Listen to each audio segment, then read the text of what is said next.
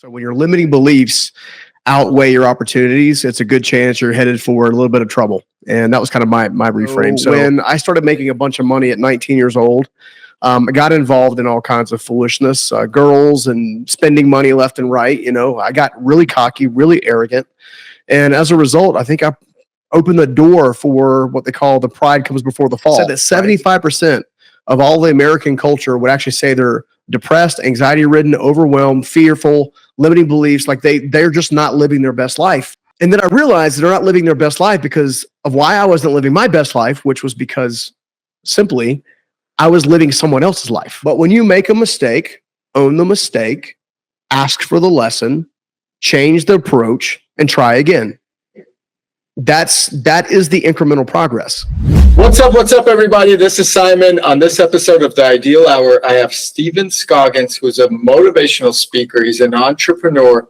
He was also one-time homeless, and he's really made a name for himself in the motivational speaking world as well as the business world. And we're going to hear all about it and get his secret on what it took for him to keep going. Stephen, thanks for coming on The Ideal Hour. Yeah, man. Sincerely, my pleasure. So glad to be here. Seriously.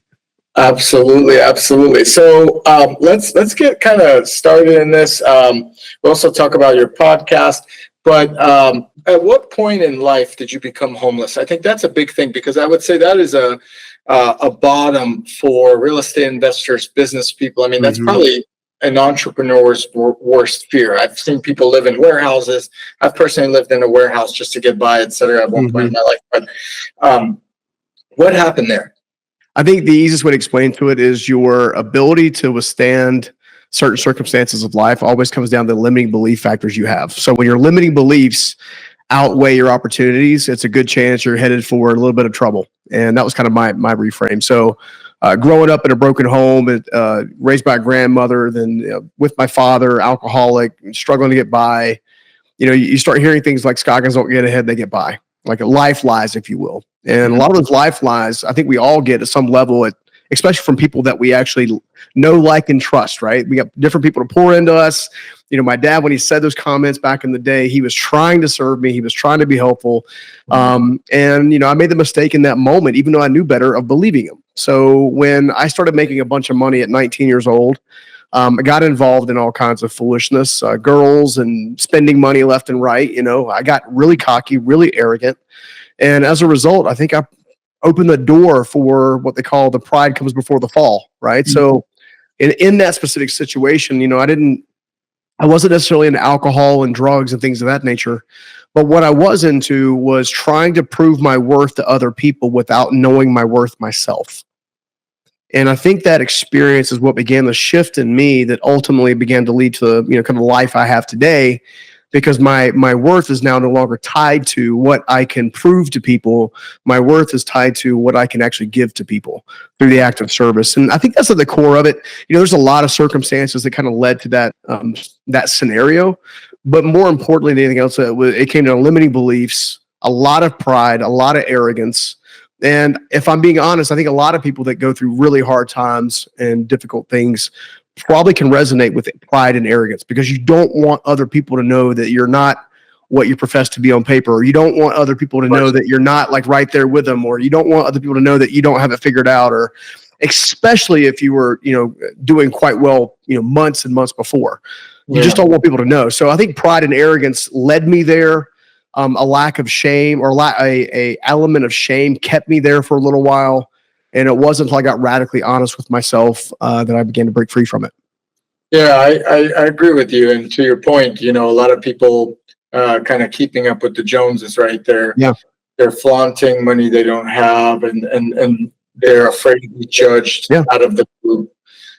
So it's, when you're trying to keep up and you live above your means, and you have a bad month or a bad year, it could really bite you.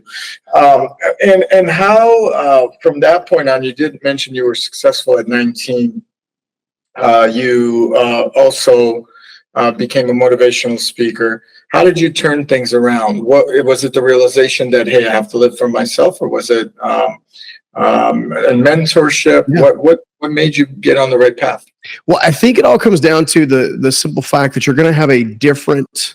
You understand there's levels of life, or as Chastity, my partner, likes to say, there's lanes of life. There's things that will build upon themselves over time. And I don't know that, when I was breaking free from a homeless environment, I don't know that I was really thinking about creating a 9-figure business and selling it and whatever. I wasn't thinking about that. I was thinking about, how do I get shelter? How do I get food? How do I get stable? So I don't recommend my particular process to becoming a business owner. Okay. Right? In that, out of necessity, right? I do recommend doing a little bit of soul searching. So I think at different levels, there were different stages. So early on, it was about just getting safety in place. Yeah. Right. Getting secure. It wasn't necessarily about building wealth and things of that nature. That came much later as I began to understand that we are what we think about. Right. So if I'm thinking about being the high school dropout, if I'm thinking about being the homeless kid, if I'm thinking about not being able to make ends meet, then ultimately that's what I end up getting, because that's what I'm focused on. At some point in time, my first mentor, a guy named Steve Myrick, years later, he's the guy that actually put me in business for myself at 19. Oh, wow. They gave me the opportunity to make a bunch of money. And then I screwed up, right? He did his part.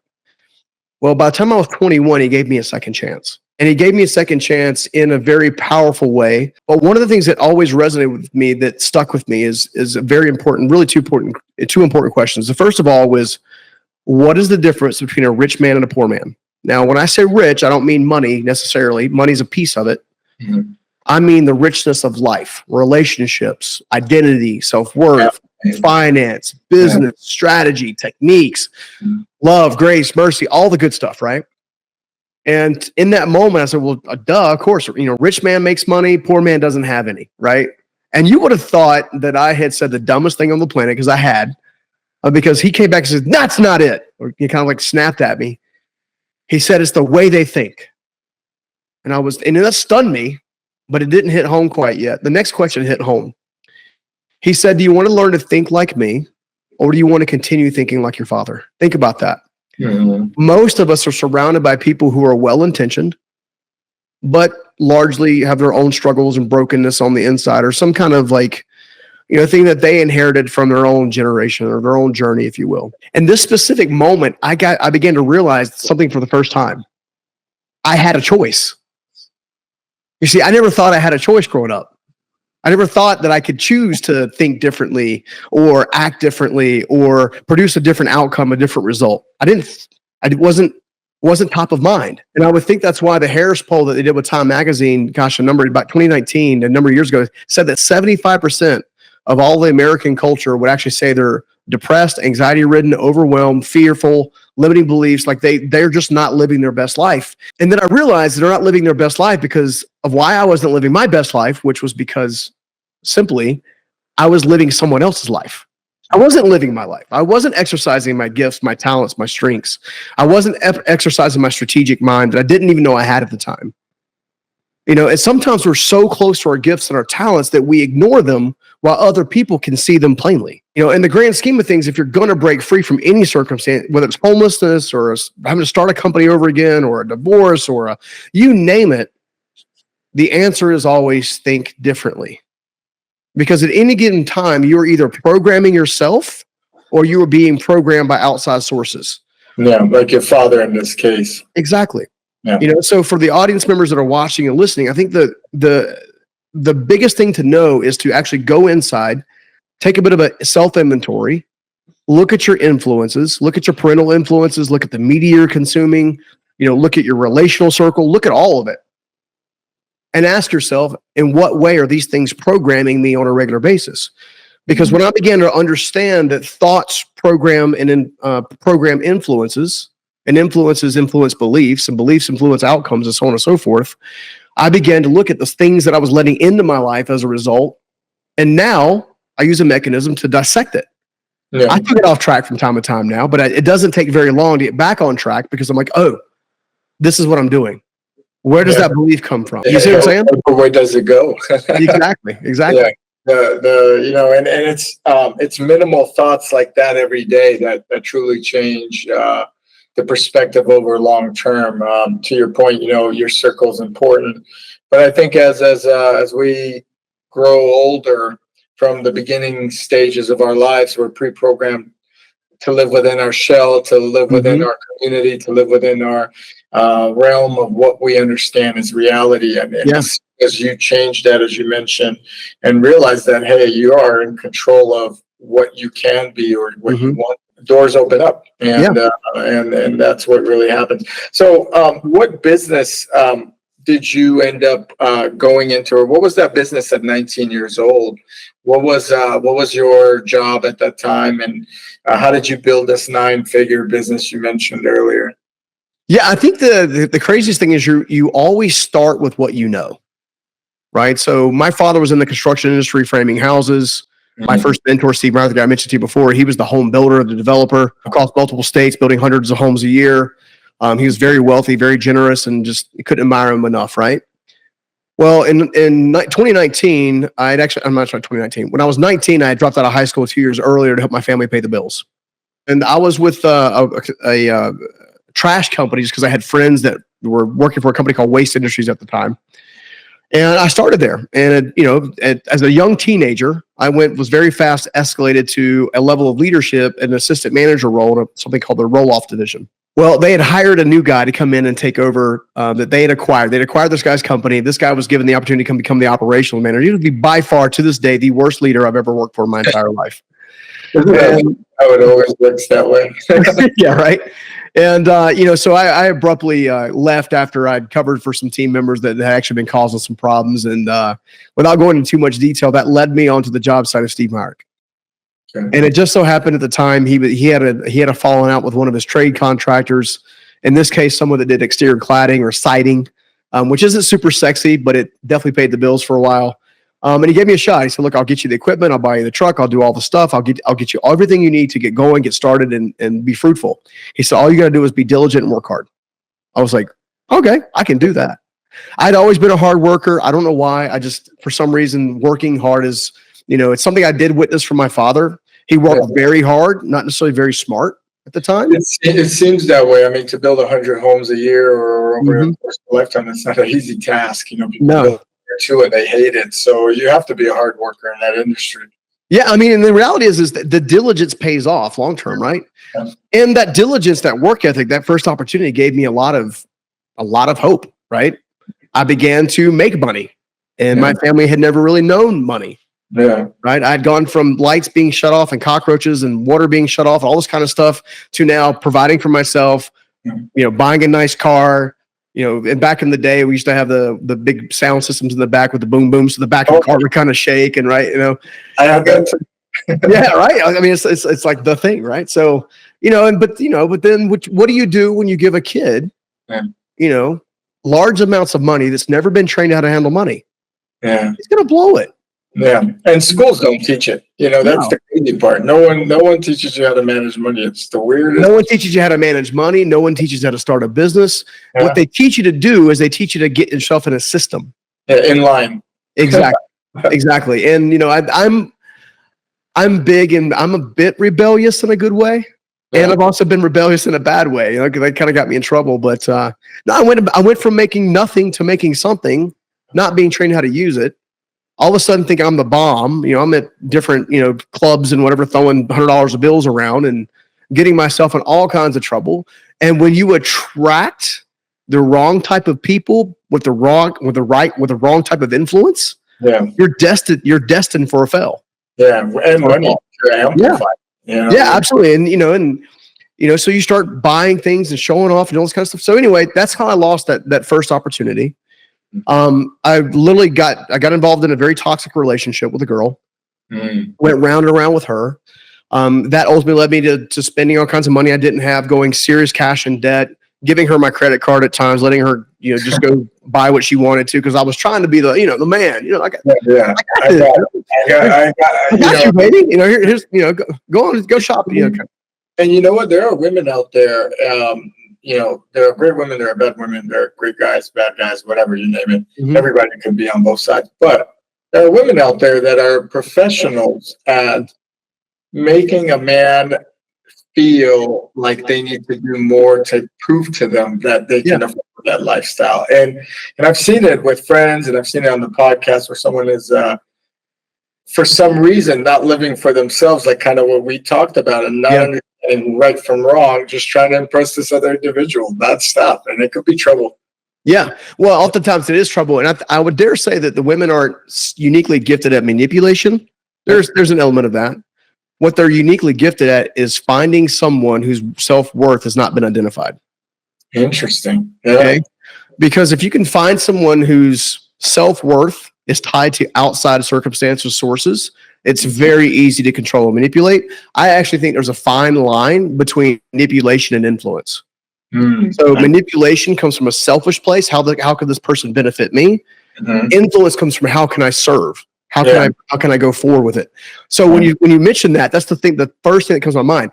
This girl had challenges in her own right, which was causing her to reach out for her own level of external validation.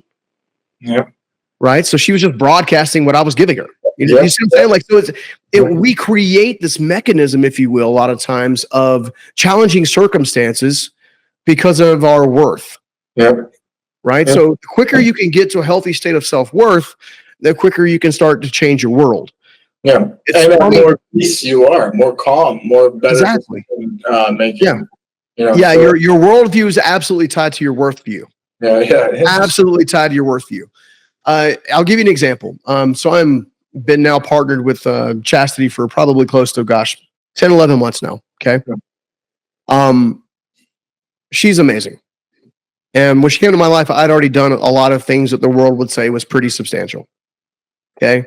A week ago, 2 weeks ago, we're sitting down at the dining room table here. And she goes, "You do realize you're still playing small?"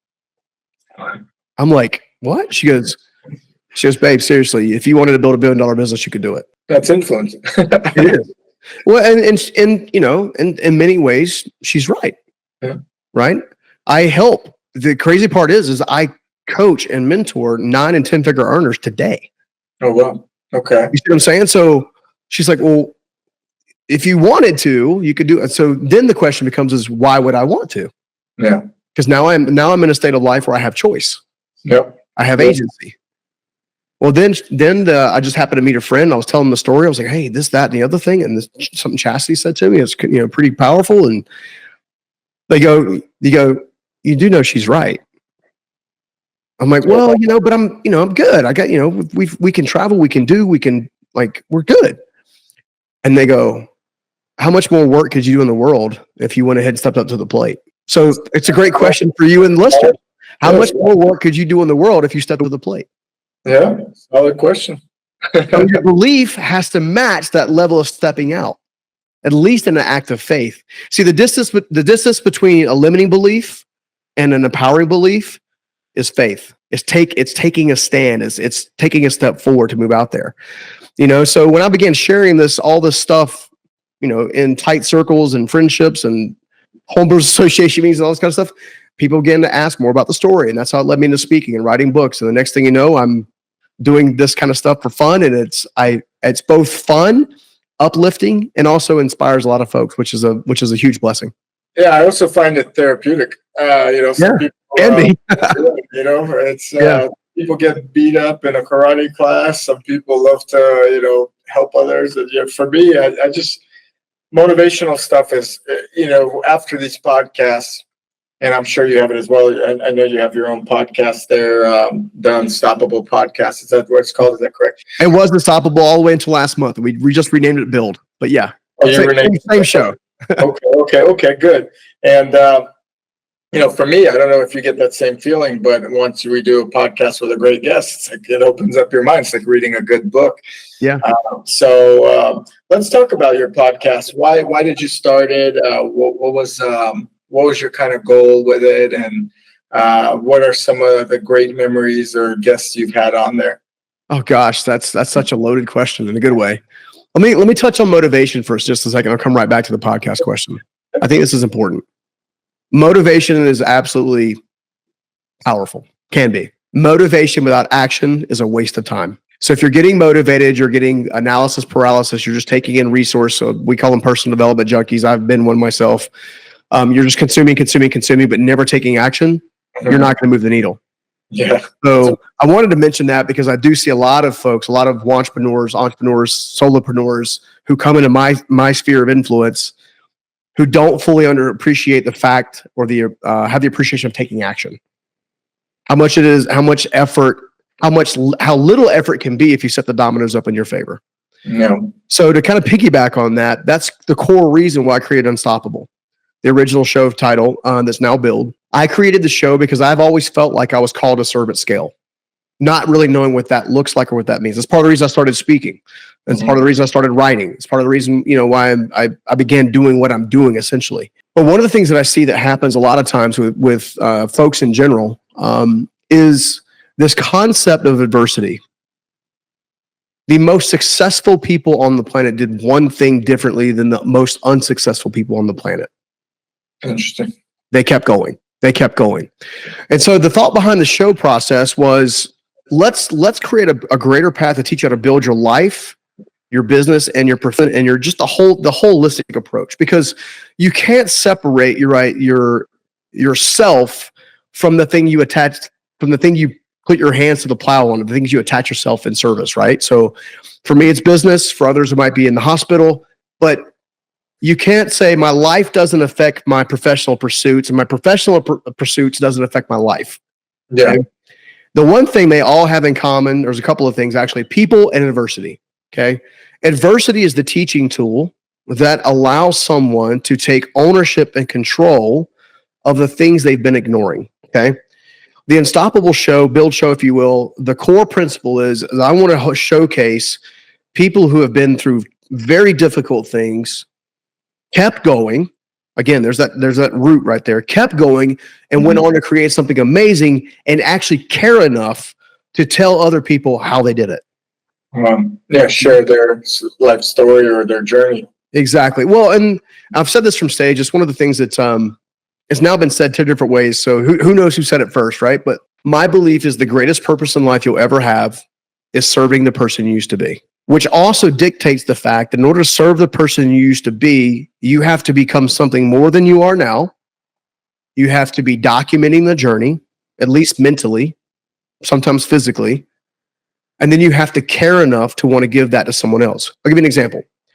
Let's say that I've been through the homeless phase, the ADHD phase, dyslexia, all that stuff that's part of my world, okay? Part of my journey.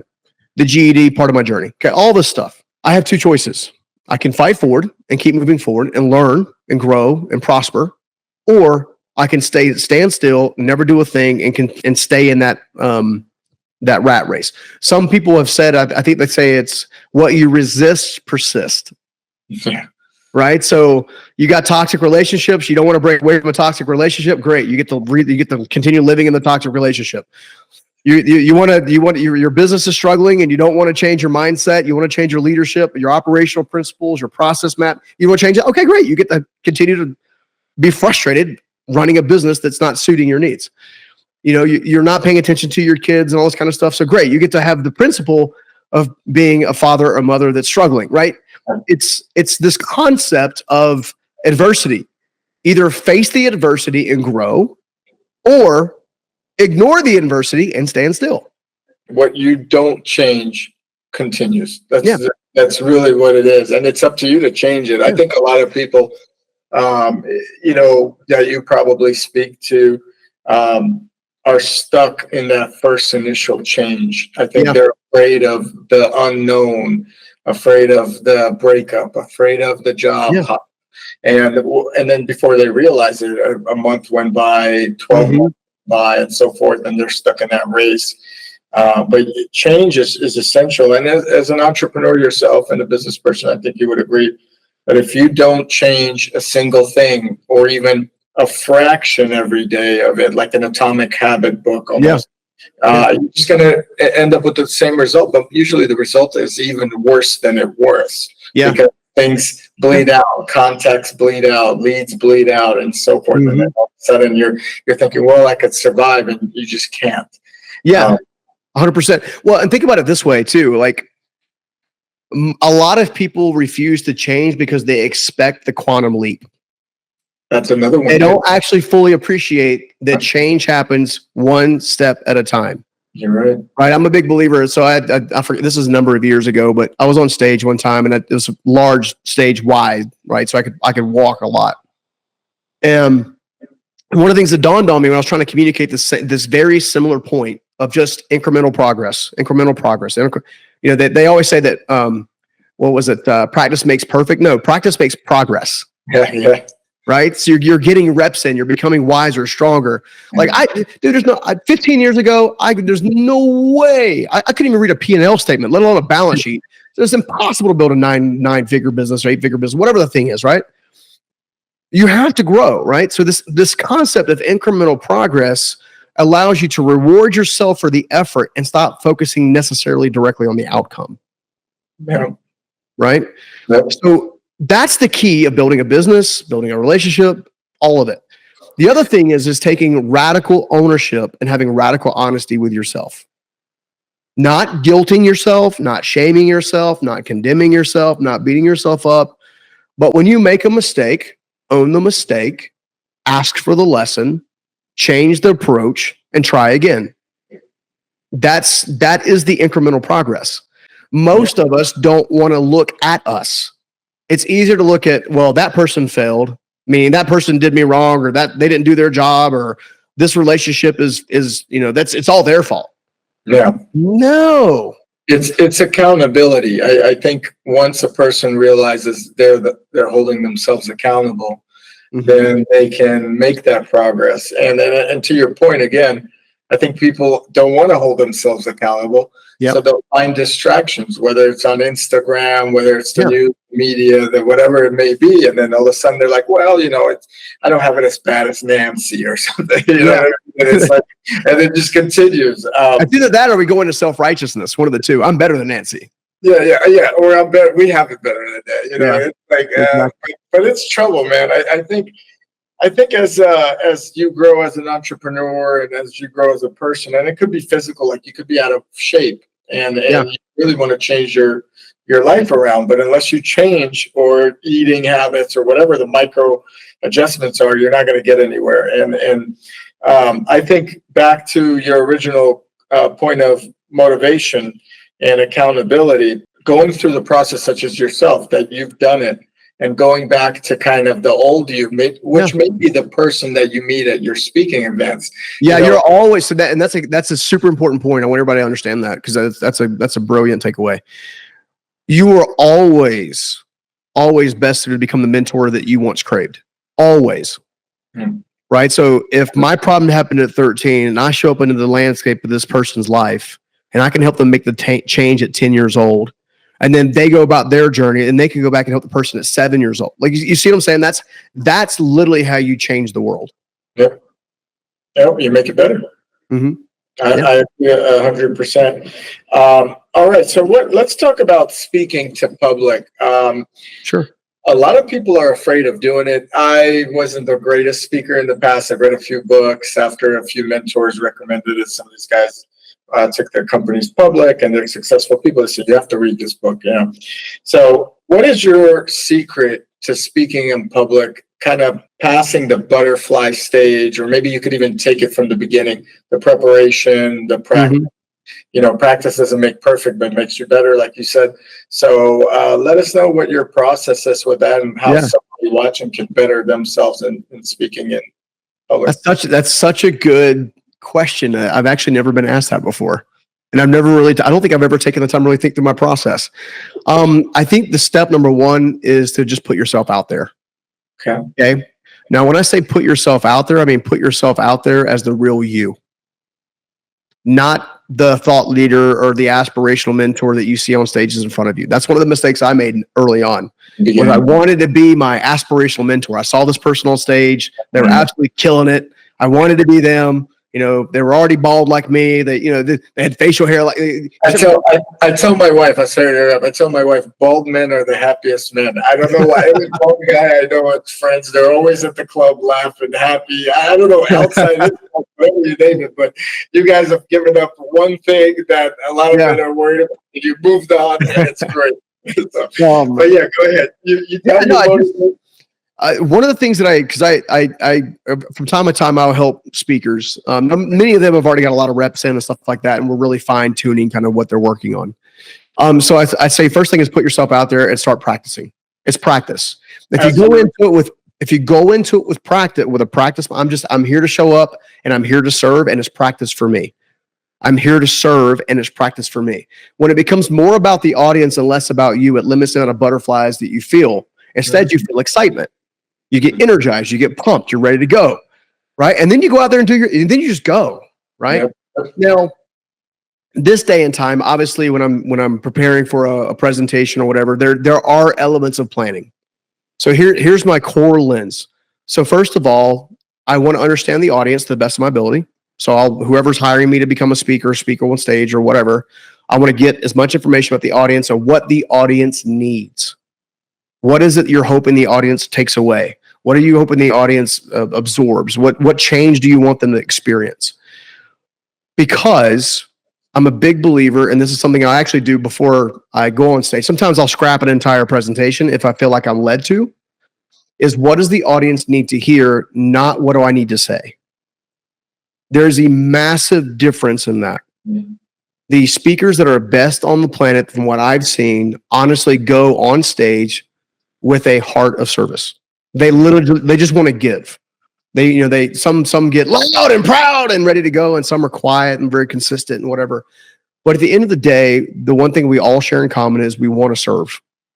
So if you're an aspiring speaker, you can take pressure off yourself by being authentic with yourself. So if you crack jokes as in normal public when you're hanging out with friends, crack jokes. Yeah. If you're normal cynical and you're like Seinfeld or something and you're kind of having these weird, then do that. If you're bold and in charge and loud and stuff like that, then great, do that. But be authentic. Yep. And then focus on what the audience needs more than what you want. Right? One of the things that got me in trouble early days in speaking, because I started having a bit of a rapid rise in the early 2014, 15, 16 time frame. Okay. Same problem I dealt with the homeless thing. Thank God it didn't get too bad. Okay. But I craved the stage. I wanted a bigger and bigger stage. Okay. And then I realized, one or none, I'm showing up. In other words, if you can serve one well, you can serve 10 well. If you can serve 10 well, you can serve 100 well. If you can serve 100 well, you serve 1,000. And that is the actual stair step, if you will, of speaking. No one walks up on a stage unless by some miracle talking to thousands of people. Yeah. Okay. There's always an elevation, a way to do that. The third you made it about to just recap that. You made it about the audience, not the size of the audience. Correct. To motivate and to relay an authentic message, because they could see through the BS or the hype. Yeah. At least 10%, 20% can. Especially in the world of social media nowadays, yeah. I think we are all sick of a guru mentality, as in your life's perfect, and then I'm going to teach you to make your life perfect, and you now you know that their life is actually not perfect. That they a lot of times, I'm not calling anybody out directly, practicing what they're teaching. That's called congruency, which is why I said be authentic. Yeah. People will gravitate to you more when you're authentic. When you were actually, your yes is your yes, your no is your no, what's right is right, what's wrong is wrong. You stand for what you stand for, you stand against what you stand against, and you actually have a opinion. Yeah, you're not an actor up there. They're not looking, exactly. They want someone authentic. And what is the third point? You were going to bring it up, but I kind of want to recap those two because they were so important. Yeah, absolutely. No, I think the third point, I think the one that's most consumable is you need to understand that people can get lost in a story. I'll give you an example. I can either say, you know what, I was homeless and keep talking, or I can say, there was this time, it was about 3:30 in the morning, and it had been raining all night. It was about 36 degrees. I could see the breath escaping from my mouth. And as the breath escaped from my mouth, I was literally contemplating taking my life. Mm-hmm. And I don't know if you've ever been there or whatever, but that was the scariest moment of my life. And in that moment, I had to call on something greater than myself. I had to have some level of faith. I picked up the phone and called a few people, and they had no answer and ringing. And finally, Mama Wama picked up the telephone. Oh, it's raspy cigarette voice. Mm-hmm. And as she picked up the phone, she knew where I was and what I was struggling with. And she instinctively wanted to come get me right away because she was the mother that I always struggled to find. Mm-hmm. And then as she began to do that, she had me yelling at the top of my lungs, "This too shall pass, and what comes next will be greater." Basically, you take them into the story. And then you ask them questions while you're in the story. Have you ever felt like this? Yeah. Have you ever wanted to find your way? Have you ever wanted to experience this? Have you ever wanted to just have the pressure lifted off of you? You invite them into the story, and they will quickly go through their own mind. This is how the human brain works. And they will begin to rationalize elements of their story where they wanted to show up that way and didn't, or how they can show up now when they should. Yeah, or even if they did and remember it and then say, I too got out of that, deep thing. And listen, as crazy as the mind is and as strong as it is, everybody has those deep thoughts. I've talked to people obviously on the podcast before, and I'm sure you have as well, because you've interviewed. Rock bottom is a terrible place to be. And even people that thought they were at rock bottom, they really weren't, because then those thoughts don't come in. But I'm glad someone picked up the phone on you, because nowadays, and even I don't know how long ago this was, but nowadays mental health is a little bit more in the limelight. Back then, it really wasn't. And as a man, as yourself and your father being a construction guy and being a tougher man, one that works with his hands, we don't share that. I don't know what type of relationship you've had with your dad on an emotional level. The good news is, and this is something I think is important for your audience. If you, as a person watching or listening right now, and you're getting something from this conversation, and you want to be the one, I always say, it's our job to become the one, to inspire the many to become the one. When you become the one, you're the one that steps out and actually creates a new branch on the family tree, right? Maybe you become more financially successful. Maybe you become spiritually successful. Maybe you have a whole host of it. It's you become a bright light to the entire generation around you, behind you, in the future. Okay. My father came back later on after watching me go through the hard stuff, and gave him the courage to go through some hard stuff. I'm very proud to say that he's one hell of a grandfather to grandkids. He's very accountable. He's softer in his older age, I should say. He's a very sweet man, doing very good things. Found his faith, found his principles, found his truth, and he's doing great things. You mentioned earlier he used to drink. Is that? He was an alcoholic for over 30 years. He's been sober for almost an equal 30. Oh, wow. Congrats. And that's wonderful to hear. Yeah, it was a beautiful thing. But again, if you'll do the work, you'll become the light to inspire other people to do the work. Right? I want to touch base on one thing real fast, and I apologize. I keep talking over you. I'm getting so excited that I roll. This is about you. This is about you. This is about the audience. Well, the audience trying to get as much as we can. But this is the audience, and they listen to me talk all the time, and I love people coming on. You know what I mean? So I love it.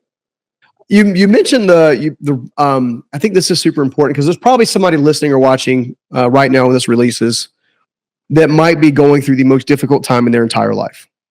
They are hitting their rock bottom, and they're having to make a choice. I went to New York probably a year ago. I've been there a few times, but I specifically went there about a year ago and went ahead and toured the World Trade Towers. Okay. Tower now. When I go there, you see the beautiful building from the ground level all the way up, reaching to the stars, it seems like, in the clouds or whatever you want to call it. What most people don't understand is when you come into the bottom of the building, they take you down escalators first. And then if you want to go on the tour, then you go down several more stories under the ground. You'd be surprised to know that there's several stories of that building underground. And the reason it's underground is because they had to start from bedrock to support a structure of that nature. The reason that's important is because I personally believe that rock bottom is the actual bedrock of a new beginning. Okay? So either your rock bottom, you see your rock bottom as a way to point a finger at yourself, shame, guilt, problems, or you see it as, no, I'm finally on sturdy ground I can build from. Okay. And then the question is how do I lay the first stone? And a lot of times that's mentorship, training, speaking, event. Like there's never has it been easier in the world's time frame to learn and grow and prosper. There was no YouTube when I was a kid. There was no podcast when I was a kid.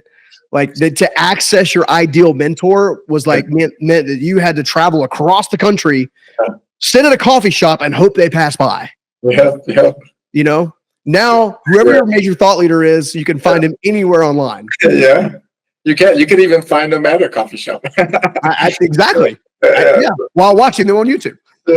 So that's funny. I agree with that. I think without a good foundation in this case, which is your bedrock analogy, a person cannot improve themselves long term. There's a short term improvement potential, but they risk the fact of a tilting building or something going wrong. And I think that goes for, for individuals that are struggling with all types of things, drugs, alcohol, etc. You really got to hit a low point to really realize that this is not where I want to be. Mm-hmm. For me as an entrepreneur, and I've been in different bottoms, not maybe complete rock bottoms, but for me as an entrepreneur, and this is kind of an entrepreneur channel, I think I had a reality where I was working at like a Best Buy or something, and I said, hey, I don't want to be here when I'm 30, like this guy. I said, I don't care what they're doing or what they're promising him. This isn't the path of life I want. Yeah. And I think it goes back to the audience where they need to make a decision at one point in time, whether they feel they deserve more for themselves or this is the wave they're going to be on for like the trajectory of their life. And that could be at any point. Let's talk a little bit about YouTube. How do you market your YouTube, or what do you recommend for people that are looking to start their own YouTube channels, whether it's motivational speaking or business or just even getting out there? I think that's the bigger topic. It's like, how important is it for someone to get out there and show their true authentic self out there? Yeah. And well, again, I have a personal belief. And my personal belief is the greatest voices on the planet have yet to be heard. It's not taking away from those who have already put themselves out there, built businesses and brands and stuff like that. They're doing great work. Many of them are doing great work, and many of them are fantastic people. Nowadays, I've been invited to a lot of really interesting rooms, if you will, with other thought leaders and speakers and whatnot.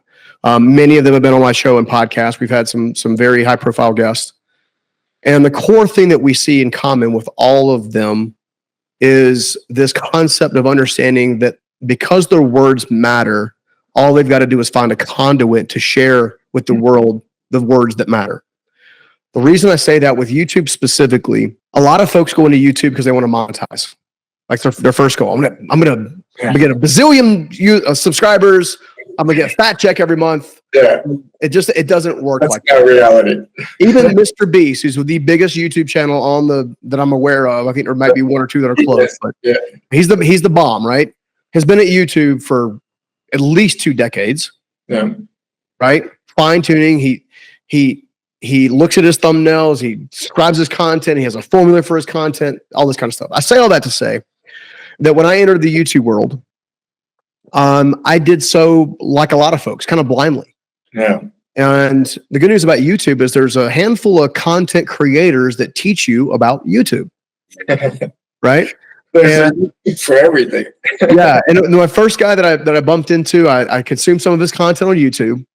My marketing folks, my team have been telling me for a while that we need the world to know more about you. The only way they're going to know more about you is to get you on camera. And I'm like, dude, I'm busy. I'm building a business. I don't have time. They're like, well, we'll document it. We'll behind the scenes it, right? I'm like, you don't understand. The stuff that I do sometimes are sensitive conversations that I can't document and put out in the world, right? Because then, I'll have to fire somebody publicly. I'm not going to shame anybody, kind of thing.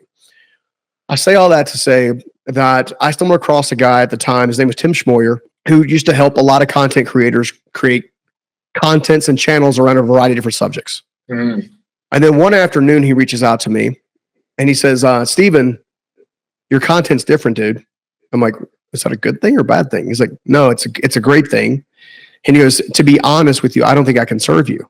I'm like, are you firing me? Like, what's going on, dude? Like, what's going on? He says, no. He goes, you need my good friend, Evan Carmichael. Mm. And I was like, who's Evan Carmichael? I didn't know him at the time. I was like, who's Evan Carmichael? So I did a little research after the fact. I was like, the guy that top 10, 3 million plus subscribers, all this kind of stuff.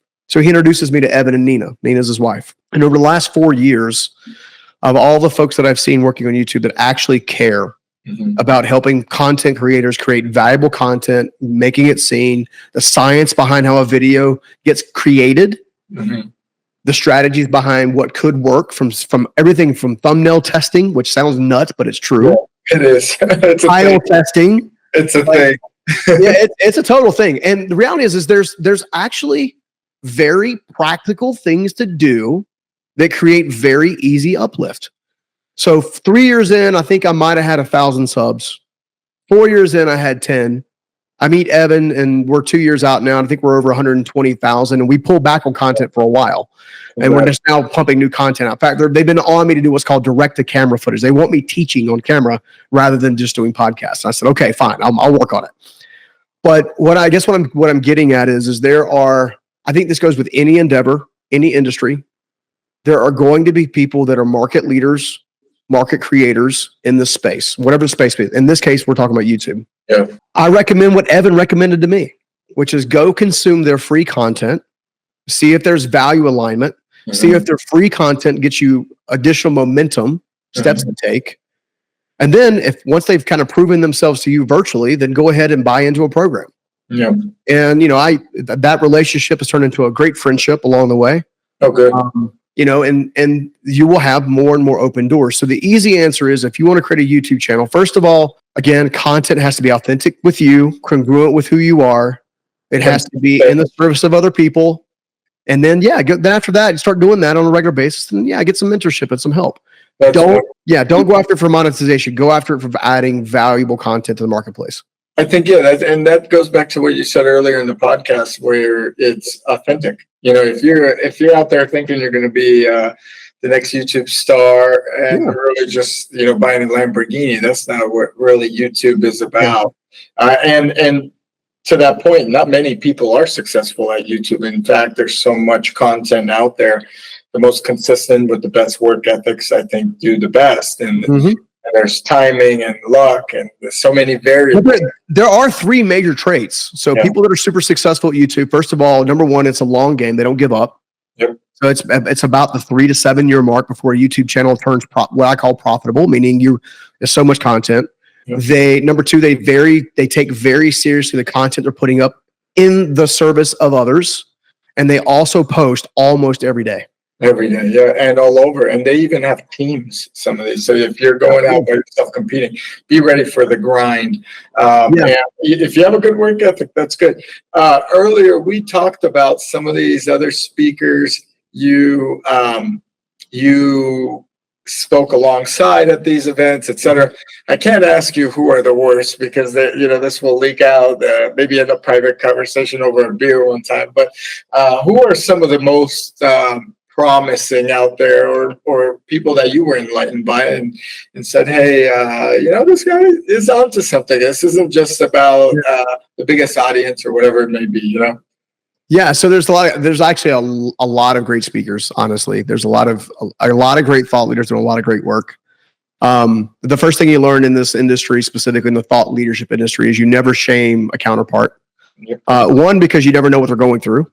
You might have caught them at a bad time. 2, you as a speaker, as a thought leader, will battle your own arrogances and prides and biases and stuff along the way. So I think it's important to kind of note that.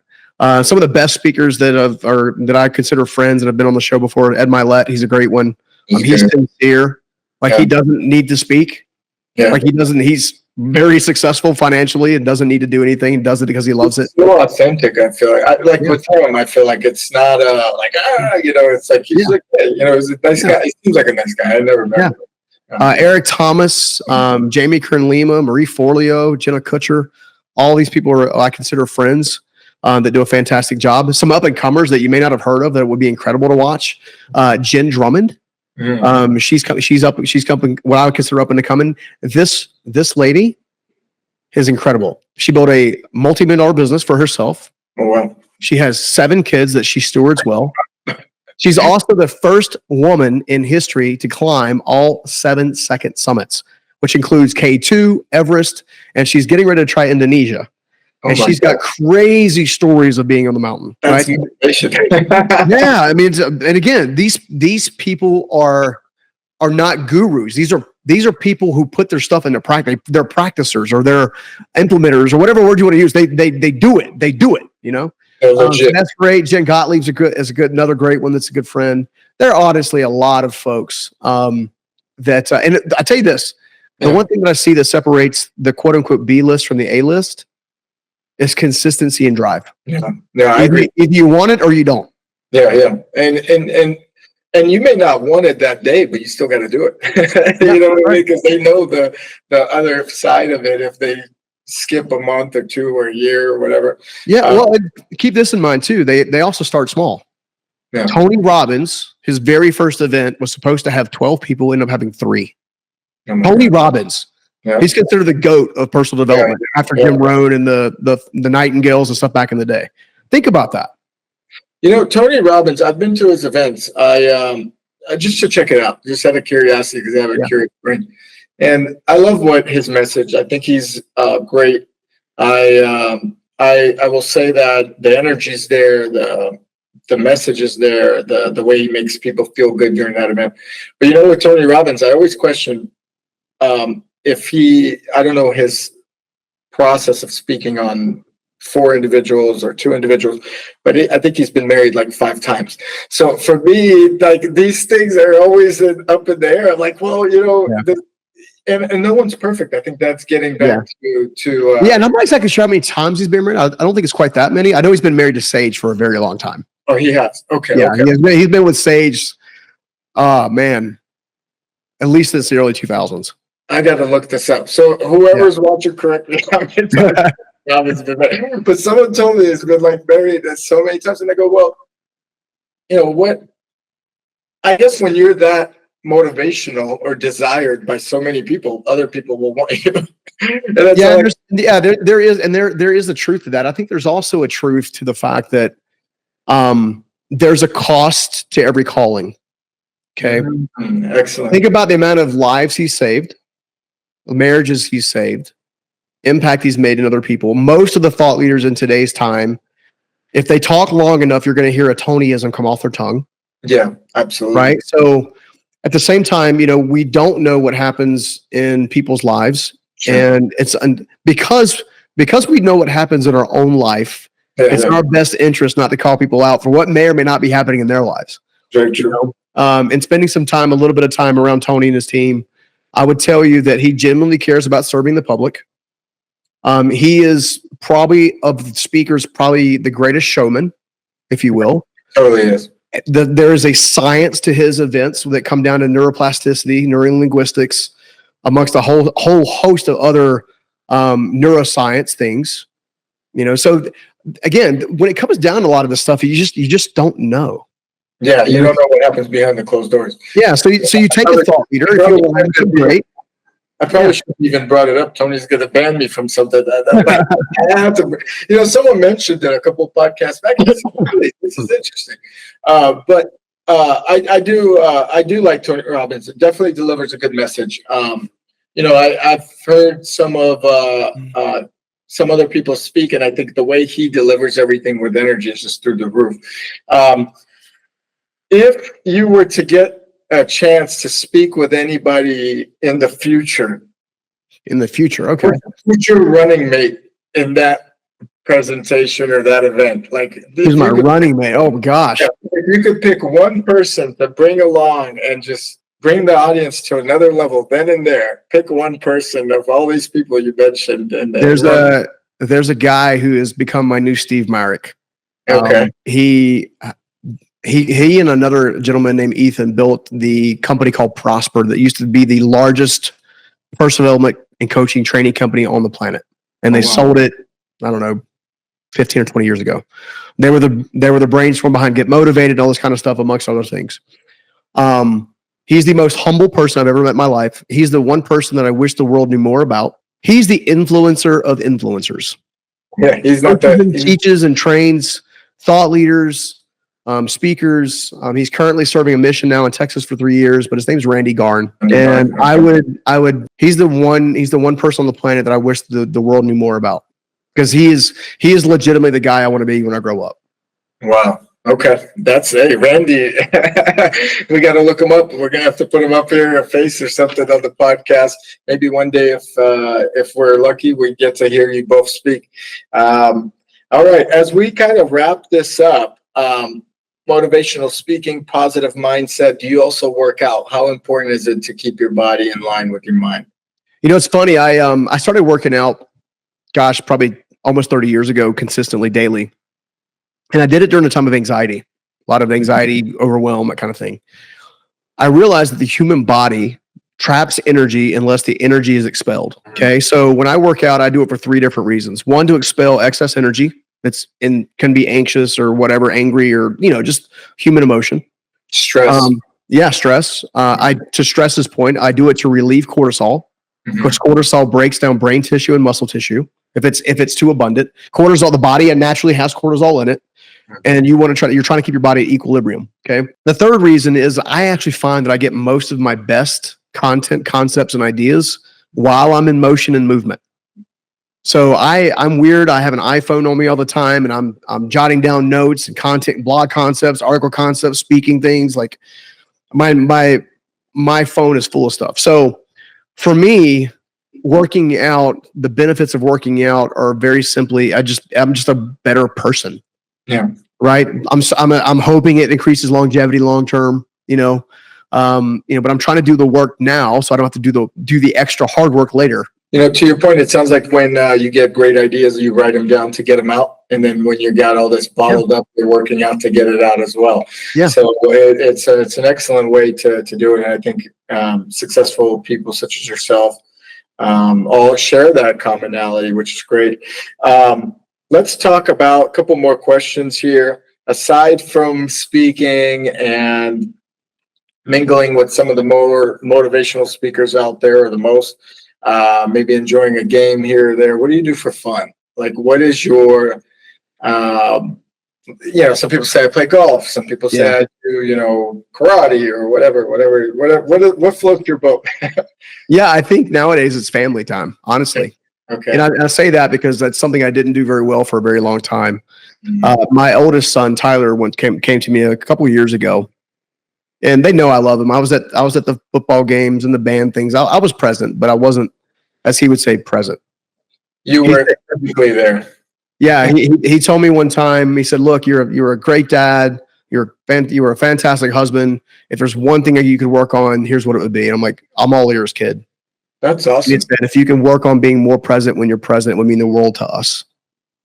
Let's touch on that a little bit, because I think a lot of people are like that. I see it all the time. I have 3 kids myself, and I'm guilty as well of that. So I'm not going to say that doesn't happen, right? I mean, so many things go on in the day. What is your advice to being present in the present and not just being a physical body? Yeah. So I can tell you what's worked for me. And it took me a while to find what worked for me. So first of all, before I engage with the family, I already have a specified cutoff time, and that became a standard. So if I'm off at 6, I'm off at 6. If I'm off at 7, I'm off at 7. Okay. That opens the door to connection. One. The second thing I did is I did a brain dump. So all the crap that would wake me up in the middle of the night or get me back on my phone, or unanswered emails or all that stuff, I began to brain dump that stuff before I actually went into the house. Okay. Notepad and a pen, iPhone, whatever device you want to use, brain dump. And you will find it won't resonate, because it's going to have to wait till tomorrow anyway. There's no reason to spin your wheels and think about it. Right. Yep. So you're exhausting you're exerting mental force for no reason. Yeah. Stressing over no reason. Yeah. The third thing that I did was we began to actually strategize one-on-one time with each of the kids. Because believe it or not, the kids, even in your spouse, your partner, they don't necessarily need quantity. What they all crave is quality. So 1 hour of eye-to-eye contact means 10 weeks of passerby contact. Wow. You know what I'm saying? It's the return on investment of time is crazy. The other thing that I did that I thought was unique, that I thought was special, is I sat my family down on a couple of occasions. And for full transparency, I've been married before. And this is how I learned some of these lessons. I sat them down and I would tell them, and I say, I have a push season coming up. This is the goal. What do you guys think? Should we go after this goal together? I was going to buy a building one time, actually a live event center I still own in Raleigh right now that I'm selling so I can move it to Utah. And when I sat down with them, I was like, look, this is the biggest purchase I've ever made. There's a lot of risk. Mm-hmm. There's a lot of reward. The risk is X. Now, granted, my kids were, I think, 13 and 14 at the time, the ones that were in the house. And so they had a little wherewithal. I'm like, this is what this could mean, meaning if all poop goes loose, my net worth at the time wouldn't have offset the property at the time. And long story short is, family, do you want to do this? It's a family decision. It was a family decision.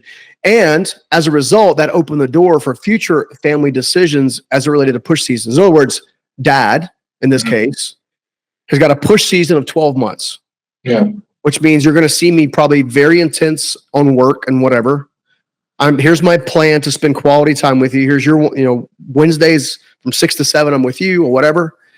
It allowed them to buy into the vision as if it was their vision too. Love it. I was no longer building the business on my own. I was now building it with them. Exactly. Yeah. That's great. And thank you for sharing that. I think great points there. Brain dump, again, you're getting things out of your mind to be better.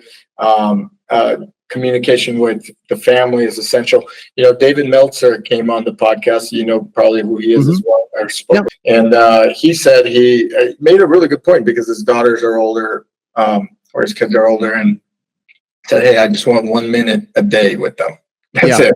How are you? Just to listen. And he's like, often you find it turns into, you promise them a minute, but they'll go on to 2-3 minutes and everybody will be together. But that keeps a good home. Thank you for sharing that, Stephen.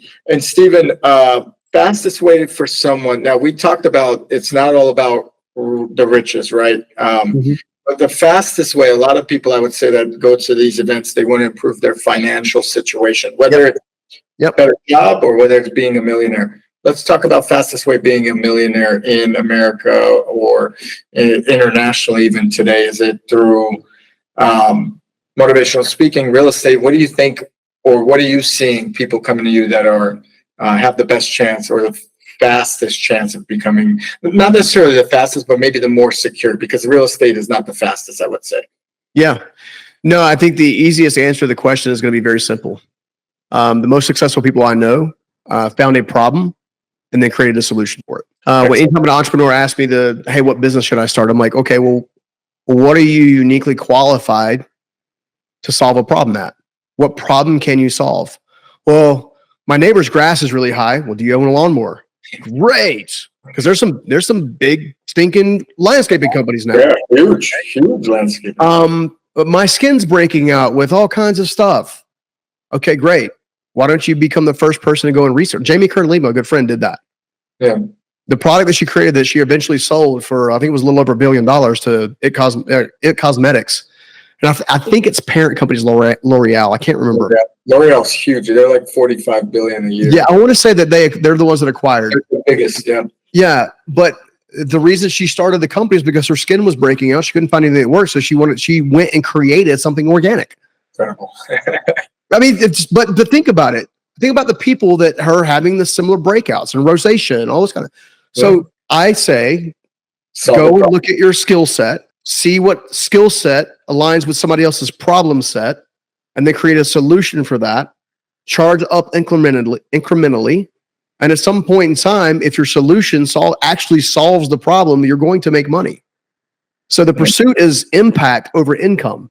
It's the reverse. It's not income and then I'll create an impact. Yeah. And that's a lot of people think that way. That what you just mentioned, it's so interesting. Most of Instagram is full of people that are like driving Ferraris that they don't actually own, stepping off planes that they didn't even get off of. I saw this one day on Instagram one time where this lady was like ran over to the plane, took a picture, ran away from it after some guy just ended on a business trip. That's the definition of inauthentic, right? So, I was in Florida just now. I mentioned it to you before we started, and I saw a girl run up to a Lamborghini, try to sit inside it, act like it was like ride in it, or she's with somebody. Then she just walked away to a sandwich shop, didn't even know the person. You know what's really interesting is true success is quiet. Oh yeah, true success is quiet. in the Bay Area, and I'm sure you've been here, but it's like, that's the epitome. I mean, you got a billionaire, millionaire driving a Honda or a Toyota. You know? Warren Buffett himself. I think shops at Walmart or Target. Like it's, no, I'm not against, just so we're clear, I'm not against nice things. I'm very blessed and I have a few nice things of my own. I have more discretionary income than I used to. And that's okay, but it's a very small percentage of my earnings.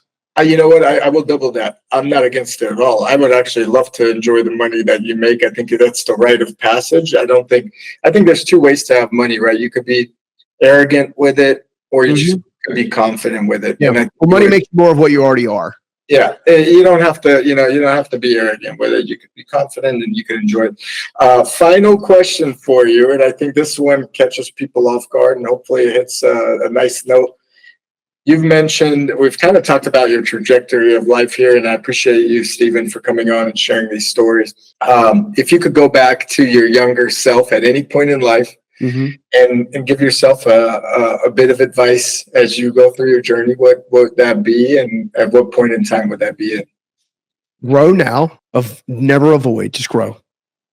So I use an acronym that I used to teach pretty consistently. I actually learned it from Steve Myrick. GROW is actually an acronym.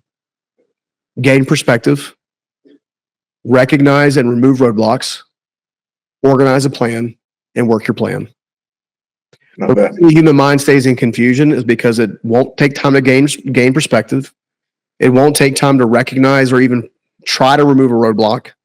It won't organize a strategy plan, and therefore you have nothing to work on. So if you use the GROW framework as a rule of thumb, then inevitably what happens is you begin to look through the lens of perspective. You begin to identify roadblocks and patterns on a consistent basis. Now you organize a plan to get around that stuff and move through that stuff and over that stuff. Now you can really do something. It's so crazy to me that the one thing we spend the least amount of time planning or trying to organize a plan around or getting perspective around is our life. It's the one thing that we put on autopilot. Yeah. But yet we'll spend a month planning a family vacation or a wedding or an engagement or a whatever. And we won't take a moment to think about what do I really need? What do I really want? If no one else is involved in my life and telling me what I should do and what would I paint? Would I drive cars? Like what would I do? We don't go there. Completely agree with you. I have to I'm glad you mentioned that because it's not taught again. It kind of goes back to how we're raised, and unless your dad or father, it's also not yearned for. Yeah, it's not. But it's weird. But we could spend so much time into planning something else, like you mentioned. Like my father, for example, a tailor, but never thought about retirement or where does he want to be in 30 years. And I think for the audience listening, not only should you plan your structure, your path. If you have family members and kids and so forth, you should also start thinking legacy. Yeah. Like, how do you set them up for success and so forth? And I think as a good father figure, that is a big, big part of it. Stephen, anything else you want to add to the podcast before we conclude? Brother, I hope I gave the audience some good stuff and some good takeaways today. I sure tried. And I'm always here to be in service. And if they want to find out more about us, they can find me on Instagram or StephenScoggins.com. Appreciate you. I think it was a great podcast. I think they'll love this podcast. We'll share all your info below. And thank you so much for coming on. And you did great. And I enjoyed it thoroughly. Thank you. Anytime. My pleasure. Take care.